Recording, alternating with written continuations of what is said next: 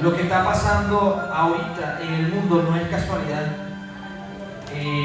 no son coincidencias, no son fábulas, no son leyendas, son profecías o acontecimientos que el Señor dijo que iban a ocurrir y están pasando constantemente y están ocurriendo constantemente. Uno de esos acontecimientos que la ciencia ha logrado determinar es que el 12 de agosto, según ellos, dicen que la gravedad se va a detener por algunos segundos. Hermano, mire, la Tierra está ubicada tan perfectamente que si se mueve un grado a la derecha, nos congelamos o nos achicharramos, disculpe la expresión.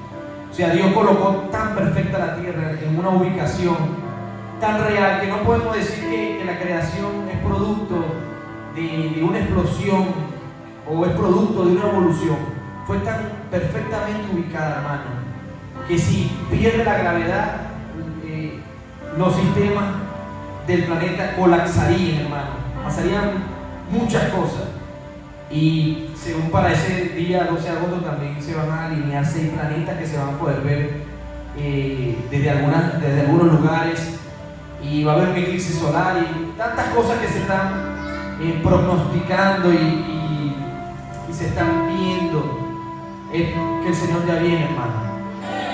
Se espera que caiga un meteorito llamado, imagínense usted, lo nombraron hace más de una década y le pusieron el nombre Ajenjo. Es el nombre de una estrella que habla Apocalipsis, y ya la NASA dice que Ajenjo está cerca de caer a la Tierra. Según tiene nada más 2% de probabilidad de caer completo, pero ellos dicen que no, que quizás se pulverice en la atmósfera. Pero tú y yo sabemos que Ajenjo cae en la Tierra, según Apocalipsis. Entonces, el Señor viene pronto. Amén. Viene pronto. Dios tenga misericordia de nuestros hermanos colombianos, lo que están atravesando. Oremos mucho por ellos ahora y mostremos la misericordia que Dios nos ha mostrado a nosotros. Amén. Segunda carta de Corintios, capítulo 4. Vamos a leer desde el verso 7. Cuando usted lo tenga, diga amén.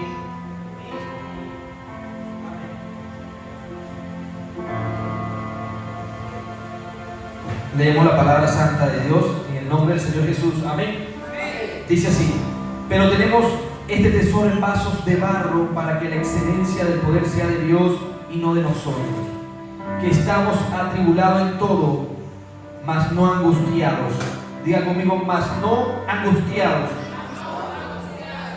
En apuros, mas no desesperados. Diga conmigo, mas no desesperados. Perseguidos, mas no desamparados. Diga, mas no desamparados. Derribados, pero no destruidos. Diga, derribados, pero no destruidos. Amén. Gracias, Señor, por tu palabra. Es eterna, es gloriosa, es especial. Tu palabra nos habla, Señor. Tu palabra es una semilla incorruptible, Dios mío, que si cae en un buen lugar, si cae en una buena tierra, va a dar un fruto. Va a dar un buen fruto, Señor. Y no va a volver a nosotros, no va a volver a ti vacía, Señor. Porque creemos que aquí hay buena tierra, Señor. Aquí hay gente que va a recibir tu palabra y va a ser restaurada, va a ser sanada, va a ser edificada. Sujeto en el nombre de Jesús toda mi humanidad, toda palabra de hombre, toda palabra de sabiduría terrenal.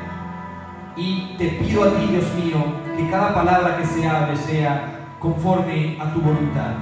Que sea tu Espíritu Santo hablándonos, restaurándonos, edificándonos y redarguyéndonos, exhortándonos, reprendiéndonos y ayudándonos, Señor, a crecer en la fe, porque por ella viene la fe, el oír tu palabra, en el nombre de Jesús. Amén. Vamos a hablar, no voy a predicar muy largo, no voy a predicar nada largo. Vamos a hablar, y este tema lleva por título derribado pero no destruido. Derribado pero no destruido. Hermano, la palabra derribada, derribar o derribado, uno de sus sinónimos es destrucción.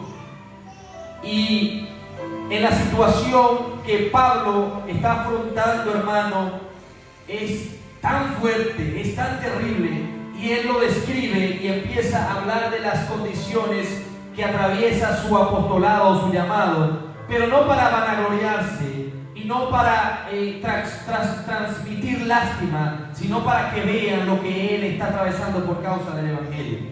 Cuando Pablo empieza a expresarse, quizás muchos de los discípulos y muchos de los creyentes no sabían lo que Pablo había pasado años anteriores o lo que pasaba cada viaje que daba. Ellos veían solamente el poder que Dios manifestaba a través de la palabra que daba Pablo. Ellos veían los milagros. Ellos veían que Pablo era aquel que daba los pañuelos y se los pasaban los endemoniados y quedaban libres. Ellos veían que Pablo predicaba con un denuedo y una sabiduría tan poderosa, hermano, que hasta los mismos griegos lo tuvieron que invitar al Areópago, el lugar donde predicaban o hablaban los intelectuales más grandes del planeta, donde estuvo Aristóteles, donde estuvieron Orígenes y otros tipos que hoy son importantes en la filosofía. Tuvieron que invitar a Pablo a predicar para allá porque tenía sabiduría, pero no sabiduría humana, sino sabiduría de Dios. Y lo que se veía en Pablo era el poder, era el llamado, era que estaba fuerte, era que no desmayaba, era que siempre seguía, era que parecía indestructible. Pero Pablo empieza a describir lo que atraviesa su llamado. Y Pablo empieza a expresar lo que realmente es padecer por Cristo. ¿Cuántos alaban el nombre del Señor? Hermano, mire, si usted y yo estuviéramos en aquel tiempo, en el primer siglo de la iglesia, el Evangelio no hubiera llegado en este tiempo. ¿Por qué, hermano? ¿Por qué dice eso? Por algo Dios no permitió que usted y yo estuviéramos allá en el primer siglo. Porque en la primera persecución ya usted estuviera llorando, entregando el llamado. En las primeras pedradas ya usted hubiera dejado el llamado. Porque si se ofende por algo mínimo que le dicen en la iglesia, ¿qué hubiera pasado si te hubieran azotado 21 latigazos y te lo den doble? Porque de paso te lo daban doble. ¿Qué hubiera pasado el primer encarcelamiento donde te dejaban aislado de toda la oscuridad, sin comida, sin nada, en medio de una posilga? ¿Hubiera seguido predicando? Hermano, en la primera vez que agarraran a tu familia y las prendieran en candela, como hacía Nerón en esos jardines que él hablaba que eran sus velas que alumbraban sus jardines, eran puros cristianos prendidos, hermano, en toda la madrugada. La primera de las familias que vieras a tu familia quemada, hubieras continuado, hubieras avanzado. En las primeras amenazas y persecuciones hubieras seguido. Hermano, yo creo que muchos de nosotros no hubieran avanzado, porque en el primer dolor de cabeza ya estás llorando, ya estás murmurando, ya estás diciéndole a Dios que te abandonó. Y Pablo, cuando en un momento fue apedreado, perseguido y fue lanzado fuera de la ciudad, dice que estaba como muerto. Hermano, en una traducción más antigua dice que había caído completamente muerto. Los discípulos fueron a recoger el cuerpo. Mira, mataron a Pablo. Bueno, vamos a seguir predicando. Pero este hombre no se iba a dejar morir tan fácilmente, porque él sabía que todavía le tocaba predicar la palabra en otra ciudad. Y cuando lo levantaron, le curaron las heridas. Mira, Pablo, tienes que tomarte un reposo, tienes que descansar, tienes que ir a tu casa y relajarte, porque estás muy estresado, estás muy angustiado, estás muy cargado. Pablo deja el ministerio por una semana. En este tiempo estos apóstoles de ahorita de mentira tienen sus managers que te llaman apóstol porque tiene un problema y el manager le tiene que buscar una cita para que el apóstol no tenga ansiedad, para que no se cargue. Este apóstol no era de eso, hermano. Este era un apóstol de cepa pura que se limpió y dijo: no vale, yo estoy fino, yo mañana voy a predicar en otra ciudad, pero yo no me detengo porque el evangelio no se detiene por mí. Ahora los apóstoles de ahorita le daban un dolorcito y dejaron el ministerio. Lo amenazaron y se escondieron. Hermano, yo creo que estos hombres de la antigüedad estaban cargados de valor, estaban cargados de una unción poderosa. Pero esa misma unción está sobre ti. Esa misma unción está sobre ti. Lo que pasa es que nos falta mostrar esa valentía, hermano, y no va a esperar que Dios la demuestre por usted. Dios ya te dio un espíritu de amor, de poder y de dominio propio. No te dio un espíritu de cobardía. y el valor como creyente de Jesucristo adelante. ¿Cuántos alaban su nombre? Pablo fue menospreciado por los demás apóstoles porque él no estuvo con ellos. Mira, Pablo no caminó con Cristo. Pablo no vio lo que vio Judas, pero creía más que Judas. Pablo no durmió al lado de Cristo como durmió Pedro. Qué privilegio tuvo Pedro, ¿verdad? Pero Pablo tenía más firmeza que Pedro. Pablo decía que él era un abortivo de apóstol. O sea, no soy un aborto completo, soy un abortivo, soy el más miserable de todos, soy el que menos sirve, soy el más despreciable de todos, pero creo que soy llamado por el Señor, creo que tengo llamado. ¿Cuántos alaban el nombre? Y no es arrogancia. Hoy la iglesia tiene que tomar el valor de decir: yo tengo el llamado de Cristo. No, pero es que no puedes porque pecaste, porque hiciste mal, porque es nada. Yo tengo el llamado de Cristo, tienes que levantarte. Y no hablo de humanismo, de que todo lo puedes tú, no. Como dijo mismo Pablo, todo lo puedo en Cristo que me fortalece. No es con tu fuerza, es con la fuerza que te da Dios. Pero la iglesia tiene que creerlo. ¿Será que puedo orar por un enfermo? Si puedes. ¿Será que se sana? Tienes que creerlo. Tienes que creerlo. Hermano, un testimonio muy viejo que nunca se me olvidó. Un hermano estaba orando por los enfermos, y cuando está orando por los enfermos pasa un muchacho y él le pregunta: ¿cuál es tu enfermedad? No, estoy enfermo, pero quisiera. El hermano estaba ungiendo con aceite. Y escuchen, no vengo a hablar de cosas místicas, ni tampoco vengo a acreditarle poder a objetos o a cosas. No, el poder es de Dios, no del aceite. El poder es del Espíritu Santo, no del aceite. No creo en otorgarle poder a las cosas. El poder, la sanidad la hace el Señor. Amén. Pero el joven ve que el hermano está ungiendo y Dios le puso esa inquietud de ungir y la gente se sanaba. ¿Y cuál es? ¿Por qué quieres que ore por ti por tu enfermedad? Yo no quiero que ore por mí, yo quiero que usted me regale un poquito de ese aceite, porque quiero sanar a otro en el nombre de Jesús. Mi hermano, el muchacho fue menospreciado, lo ignoró el predicador y me siguió orando, pero el muchacho se quedó en la campaña hasta el final, esperando que le regalara un poquito de aceite. El pastor le dice, el predicador le dice: pero es que el poder no está en el aceite, el poder está en creer que el Señor va a hacer. Él dice: que yo creo que Él lo va a hacer, solo regálenme un poquito de ese aceite porque Dios va a hacer. Mira, hermano, fue tan insistente que le regaló un poquito de aceite, y el joven le dice que venía a la campaña los demás días. Resulta, hermano, que la campaña era de 21 días y el joven no vino más a la campaña. Y todos los días el predicador preguntaba: ¿y qué pasó con el joven que vino allí? Y siguió predicando. Antes las campañas eran así.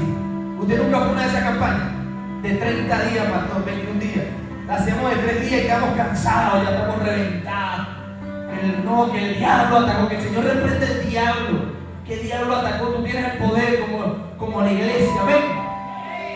Yo cuando creí, mi hermano, hace poquito, hace 17 años, estaba un jovencito. Las campañas duraban 28 días a veces, 14 días. Y eso era: déjalo que se mueva lunes, martes, miércoles, jueves, viernes, sábado y domingo. Ahorita son 3 días y todos estamos cansados. La iglesia no puede, hermano, no, es agotador. ¿Qué pasa, hermano? Mire, Dios sabe por qué llamó a esa gente en aquel tiempo, ¿verdad? Que predicaban de día y de noche. El joven desaparecido, hermano, no regresa, y el predicador preguntaba por él porque había tenido una conversación, una relación. El joven llega al último día y llegas con la copita sin aceite, y el pastor, el predicador le pregunta: ¿y cuándo andabas tú, muchacho? Viniste que te diera aceite y te perdiste. No, le tengo que contar lo que me acaba de pasar. Es que me fui para el hospital de madrugada y no pedí permiso. Aló. Y me metí en la morgue.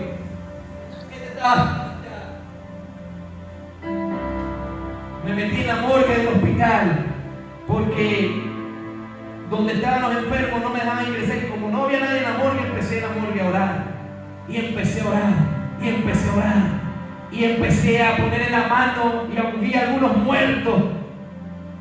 ¿Qué le parece, hermano? Y cuando de pronto se levanta un muerto por allá y se levanta otro por aquí y empiezan a dar vueltas y yo le empiezo a predicar y mira, el Señor te levantó, y empezaron a gritar y a adorar a Dios, y de pronto llamaron a la policía y me metieron preso por desorden público. Y yo le digo, pero mira, se levantaron los muertos, nada. Y caí preso, hermano, y duré 20 días preso y le prediqué a los presos y se convirtieron todos y los ungí también y se sanaron. Mire, para que me dé un poquito más de aceite porque se me acabó. A veces tenemos que tener un nivel de fe, hermano, y de creerle a Dios de que lo va a hacer. Mi familia está enferma, voy a orar yo mismo. No tengo que esperar al predicador, no tengo que estar fatigando al pastor en la madrugada. Si hay un endemoniado, repréndelo en el nombre de Jesús, porque tienes el llamado, porque tienes el llamado, porque tienes el poder. Entonces,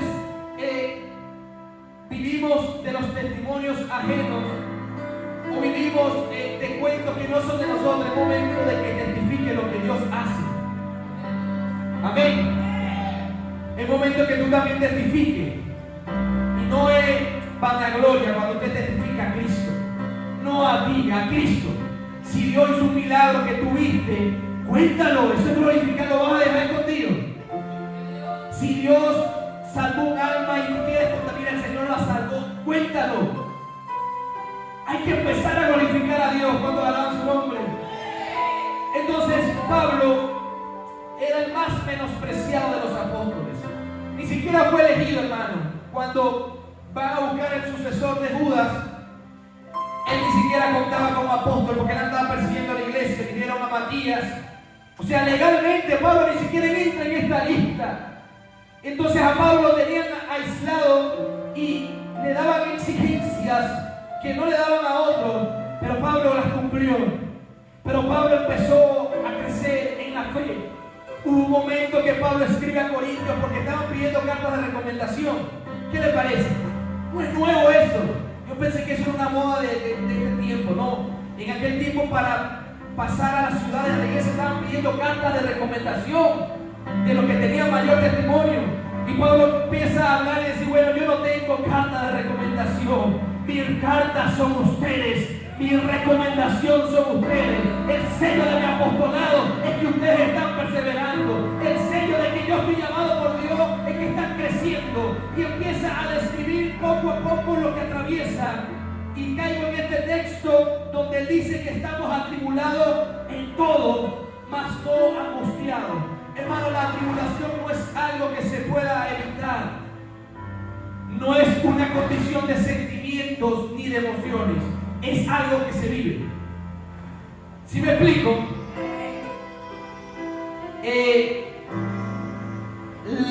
La Biblia habla de que él estaba atribulado en todo, mas no angustiado. En todas las situaciones. Económicamente no mandaban ofrendas. Había a veces falta de comida. A veces había abundancia, a veces no. A veces tenía ropa, a veces no. A veces lo perseguían, a veces no. Era un sub y baja. Y esta tribulación era constante. Pero no era una tribulación que ocurre por ocurrido, por consecuencias. Es una tribulación que atravesaban por causa del Evangelio. Porque Pablo no era cualquier persona, hermano. La teología dice que Pablo hablaba más de 11 idiomas. El hombre era experto en armar carpas. El tipo era un catedrático. El hombre era de nacionalidad romana por nacimiento. El hombre estaba en una posición, digamos, privilegiada. Y todo eso lo tiró y lo echó a basura. Por causa del Evangelio de Cristo. Cuando alaban el nombre de Dios. La tribulación no la podemos evitar. Porque si la estás atravesando no depende de tu situación emocional o tu condición psicológica, no. Es algo que atraviesas y ya. Lo que depende de ti es si esta tribulación te angustia o no te angustia. Porque la angustia y es una condición emocional, es una condición mental y espiritual. Si tú dejas que la tribulación te angustie, pierdes. Porque luego que la angustia se apodere de ti, y luego que la depresión te tome, allí no hay vuelta atrás y viene una posesión. Y eso no lo queremos en el nombre de Jesús. Amén. Entonces, en la tribulación que atravesaba Pablo, él encontró una forma para no angustiarse. Y él la describe en una de sus cartas en Tesalonicenses, y él dice: estar siempre gozoso. Pablo leyó el Salmo de David: el gozo del Señor es mi fortaleza. Hermano, si usted tiene un mal día y usted se ríe, usted pasa mejor el día. Si usted pierde un zapato y usted se goza y le busca la gracia allí, usted se fortalece en Dios.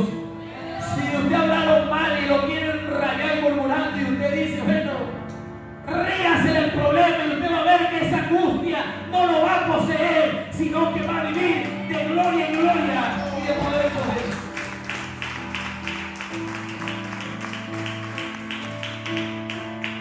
Veía el incendio en redes sociales de un edificio y salió un joven y una mujer llorando, hermano, diciendo que terrible fue el incendio. Eso fue horrible. Hubo humo por todos lados, perdimos todo. Hermano, se veía la aflicción, y yo entiendo la aflicción de perder cosas materiales, y ella lloraba con desesperación. Y el que lo está entrevistando entrevista también a uno de esas familiares, creo que era el hermano. Él tenía síndrome de Down. ¿Cuántos alaban el nombre del Señor? Y cuando le preguntaron qué pasó, fue fantástico. El incendio, se perdió todo. Lo perdimos todo, hasta el desodorante lo perdí. Pero qué día tan maravilloso este. Los que lo vieron se burlaron, hicieron meme, que loco, tenía que ser enfermo. Pero yo creo que a veces hay que tener la visión así medio enferma para no enfermarme de verdad, para no enloquecerme de verdad. Lo perdimos, sí, pero eso no es nada, yo lo voy a proveer. Pero lo que falta aquí, no importa, pero estás enfermo, no estoy enfermo, Dios te sanó. Hay que declarar diferente. Aleluya. David decía que estaba enfermo porque se le salía la baba por las barbas. Usted se imagina una barba llena de baba. A las mujeres, a las esposas, que tengan que besar a su esposo y tenga la barba. David andaba así, hermano. Y el rey dijo: mira, yo no tengo suficiente loco para que me manden este loco. David no estaba loco. David se hizo el loco, porque lo estaban buscando para matarse. A veces tienes que hacerte el loco. A veces tienes que hacerte el mongólico, disculpa la expresión. Hay un conflicto ante el mongólico en medio de ese conflicto. Hay una pelea, una locura. Hazte el mongólico y no te metas allí. ¿Cuántos alaban su nombre? Ok, Pablo dice: en apuros, mas no desesperado. El apuro no es igual a la desesperación. Usted está llegando tarde, un ejemplo, a un lugar, una entrevista de trabajo, le faltan 5 minutos, está en apuros. O que lo estén rodeando un perro lo quiera morder y lo arrinconen. ¿Está en apuros? Le estoy preguntando, ¿está en apuros? Claro que está en apuros. Ahora, la decisión de estar tranquilo, desesperado es tuya. El apuro es una situación que nos condiciona y lo podemos atravesar. Hay que comprar un medicamento, está en apuro. No tengo real. No hemos comido nada. Está en apuros. Me botaron del trabajo. Ahora qué voy a hacer, estás en apuros. Mira, perdí la plata, estás en apuros. Mira, me robaron aquello, estás en apuros. Mira, estoy perdiendo la fuerza, estás en apuros. Ahora no te desesperes. Porque aunque pases por el agua, no te vas a ahogar. Y si pasas por el fuego, no te vas a quemar. Vas a sentir el calor. Te vas a mojar, pero no te vas a ahogar, no te vas a quemar. Esto es estar en apuros, pero no desesperado. ¿Cuántos apuros tuvo Pablo? Peligro de ladrones, le describe. Peligro de persecución, de los romanos, pero peligro de persecución también de los judíos. Hermano, no hallaba salida por ningún lado. Este hombre tenía que pasar lugares de sombra de muerte. Y yo creo que en esos apuros, si tuviéramos muchos de nosotros, no aguantaríamos un día. Pero como nuestra fortaleza es Cristo, nuestra fortaleza es Cristo, vamos a estar en apuros, pero vamos a salir en victoria. Vamos a estar en apuros, pero vamos a salir en victoria. Si ahorita estás en un apuro, déjame decirte que la victoria te la va a dar el Señor. No te desesperes, no te angusties. Dice la Biblia, llevando, adelante, dice, perseguidos, mas no desamparados. Persecución no es algo que esté ligado tampoco a emociones, no es algo que esté ligado a sentimientos, es algo que se pasa y ya. ¿Cómo tú evitas que te persigan si no lo estabas ni esperando? ¿A cuánto lo va a perseguir un perro? Oye, un poco gente, y en las motos no lo persiguen los perros, que parece que te van a arrancar la pierna, pero eso no hace nada. Eso te persiguen, no hacen nada. Hay unos que sí. El que te va a tumbar te tumba una vez, no te va a estar ladrando. ¿Cómo evito esa persecución? No pase por esa calle, pero resulta ser que pasó por otra y no conocí ese perro. La persecución no se evita. Y sabes que tampoco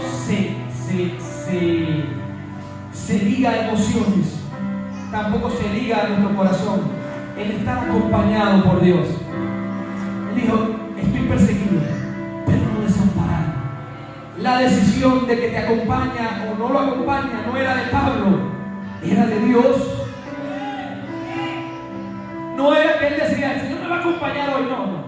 Él sabía que estaba en persecución, pero también conocía que su Dios le dijo que lo acompañaría todos los días hasta el fin del mundo. Entonces, aunque no lo sentía en ese día, aunque no lo escuchaba en esa hora, él sabía que Dios lo estaba cuidando, él sabía que Dios lo estaba acompañando, él sabía que su Redentor vivía.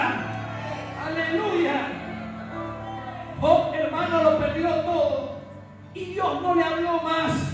Y él dijo, si voy al polvo, del polvo me va a levantar. Y si estoy así, yo sé que mi Redentor vive. Hermano, ¿qué condiciones? Nosotros no estamos pasando nada. Usted está sano. Usted está bien. Escuchaba un testimonio de mi hermano Israel y él dice que una vez en la crisis comía pura arepa de maíz pilado. Israel, ¿conoce a Israel? Aguilera. Es un vacilón, mi hermano, pero ese es un hombre de fe también, tiene mucha fe. Y él dice que estaba comiendo puro maíz pilado. Y hubo un momento que le empezó a preguntar a los niños de qué querían comer arepa. Y los niños estaban más pequeños y la hija le dice, quiero de pollo. El otro, quiero de carne. ¿Tú qué quieres? Amo con queso. Bueno, ahí está, por fe. Papá, si sabe a pollo, si sabe a carne. Hermano, mira, estaba en apuros, pero aprendió a no desesperarse. Tú tienes que tener esto en mente. No dejes que la situación te agobie. No dejes que la situación te enloquezca. Estaba escuchando un hombre, un español, que lo estaban entrevistando. No es cristiano. El hombre tiene muchos doctorados. Era catedrático en varias universidades. Y le dicen, si quisieras regresar el tiempo, ¿qué harías? Si regreso el tiempo, no enseñaría lo que enseñé, porque es pura basura. ¿Pero por qué dices eso? ¿Qué enseñaste? No, mira, si pudiera regresar el tiempo, recojo todas las palabras que di. ¿Pero qué eras tú? Yo soy psicólogo y psiquiatra, y todo eso es basura. Todo lo que decía era basura. Hermano, porque la psicología y la psiquiatría te ayuda externamente, pero el que te va a ayudar internamente, el que te va a sanar es el Espíritu Santo de Dios, es la palabra de Dios. El psicólogo tiene un límite, él te dice, dilo, decláralo, háblalo. No, yo todo lo puedo, no por mi fuerza, todo lo puedo en Cristo, que me fortalece. El Señor es mi sanador, el Señor es mi restaurador. Esto es lo que aprendió Pablo, la dependencia en Dios.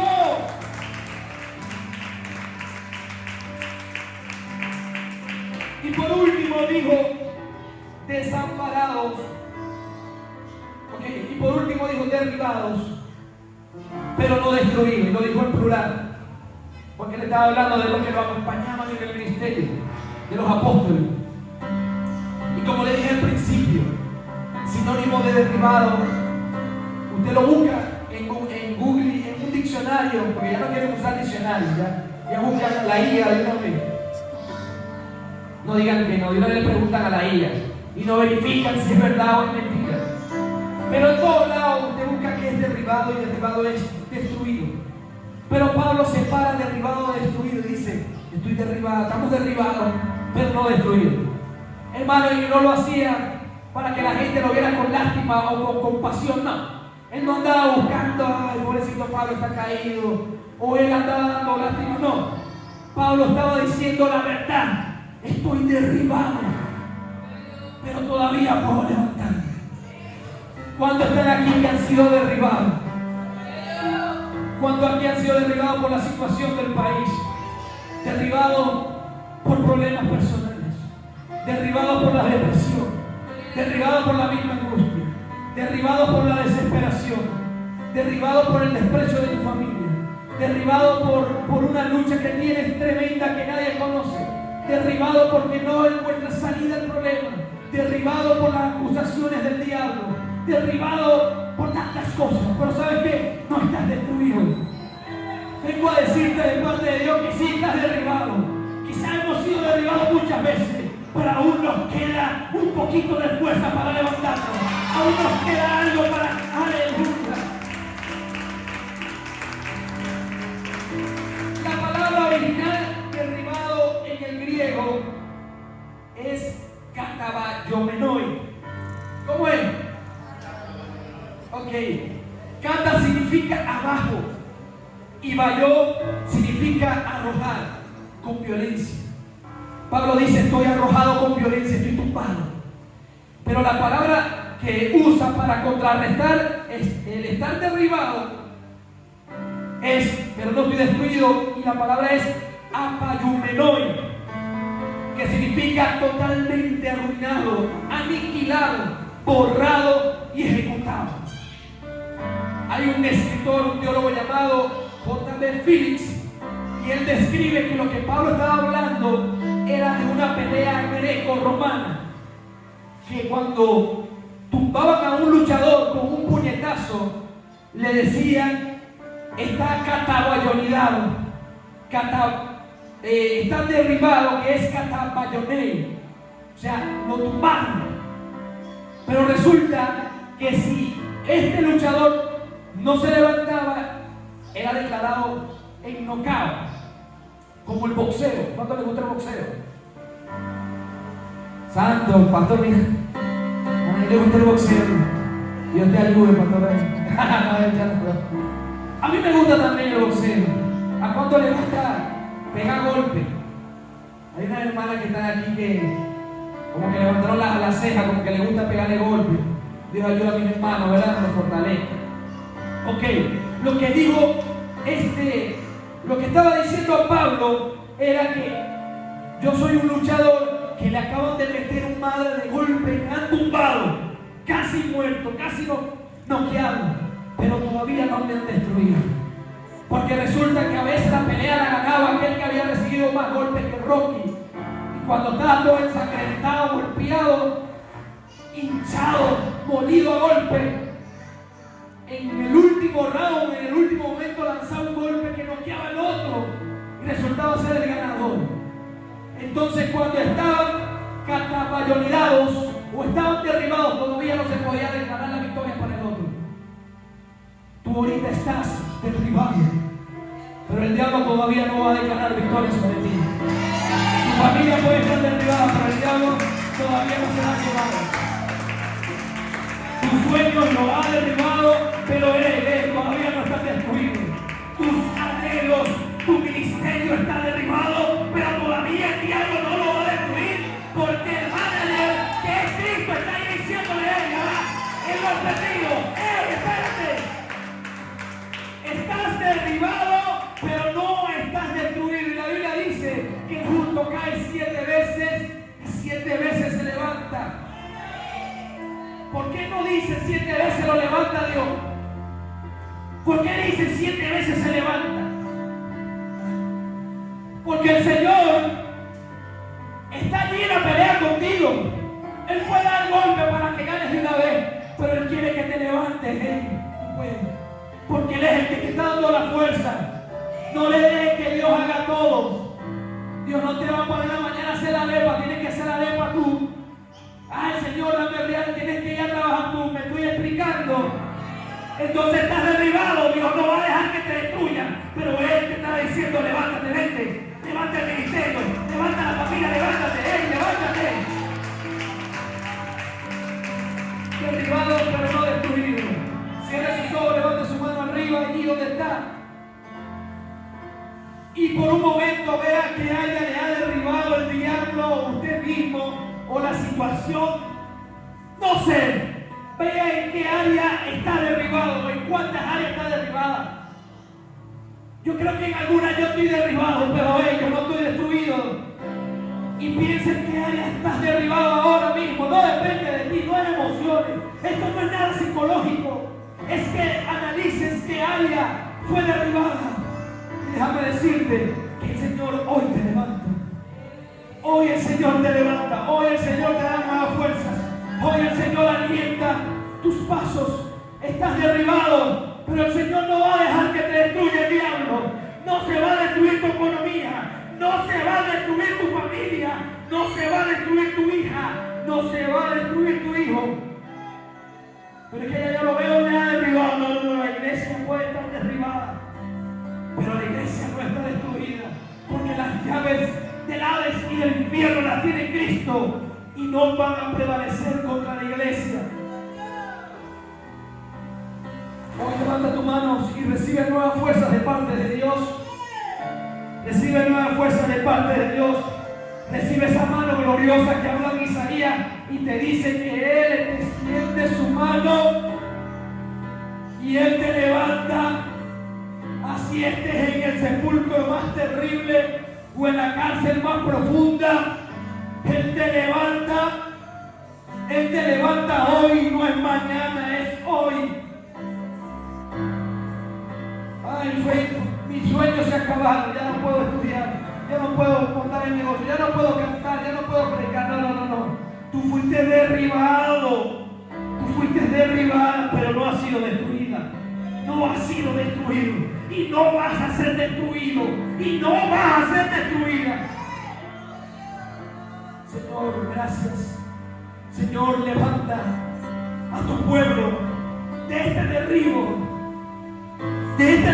terrible, y levántalos en victoria.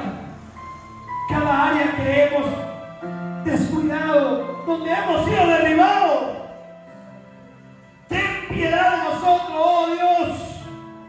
Extiéndenos tu mano, porque no nos damos por vencidos, no vamos a ser destruidos.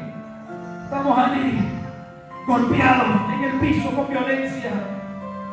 Me empujaste con violencia para destruirme, pero el Señor me ayudó, dijo el salmista.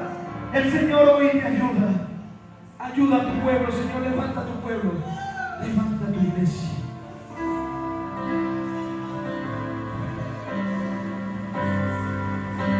Levanta